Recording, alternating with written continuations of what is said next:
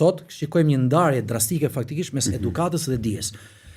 Realisht, duke qenë se Zoti është ai i cili përcaktoi principet kryesore, konceptet kryesore dhe perceptimet më të rëndësishme të edukatës, atëherë pyetja është, çfarë përcaktoi Zoti për ne? Cilat janë porositë hyjnore të Zotit, cilat janë pikat më kryesore, cilat janë domosdoshmëritë, cilat janë gjërat e nevojshme, cilat janë gjërat e dobishme, cilat janë gjërat e padobishme dhe në fund fare cilat janë gjërat e dëmshme. Nda në kategori të gjitha punët dhe të gjitha veprimtaritë. Atëherë nëse ne duhet njihemi se çfarë kërkon Zoti prej nesh, i bie që duhet mësojmë atë që Zoti kërkon prej nesh. I bien pra ne do shkojmë dhe do të mësojmë. Ne do formohemi me frymën më të mirë akademike dhe shkencore nëse është e mundur, ose të paktën kemi një qasje të tillë dhe jemi afruar më shumë tek Zoti me porositë që ai kërkon prej nesh.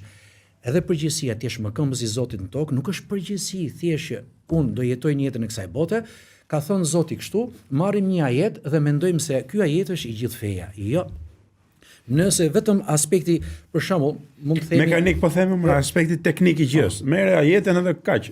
Unë kur kam pas përpiluar më përpara atë librin Etika dhe Normat Islame, e kam zhveshur librin nga të gjitha normat e adhurimeve. Kam përmendur aty vetëm normat etike dhe normat, domethënë, e të jetuarit në shoqëri.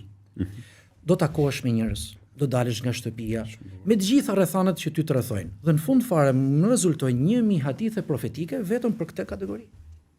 Pa adhurimet.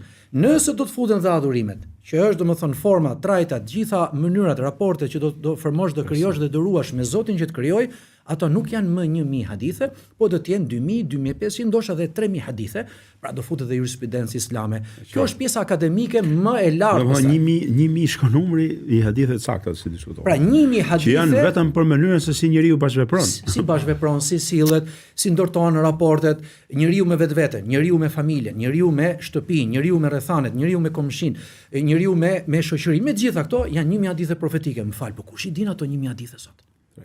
Minimalisht i lexojmë një herë dhe të marrin paktën konceptet e atyre hadithe.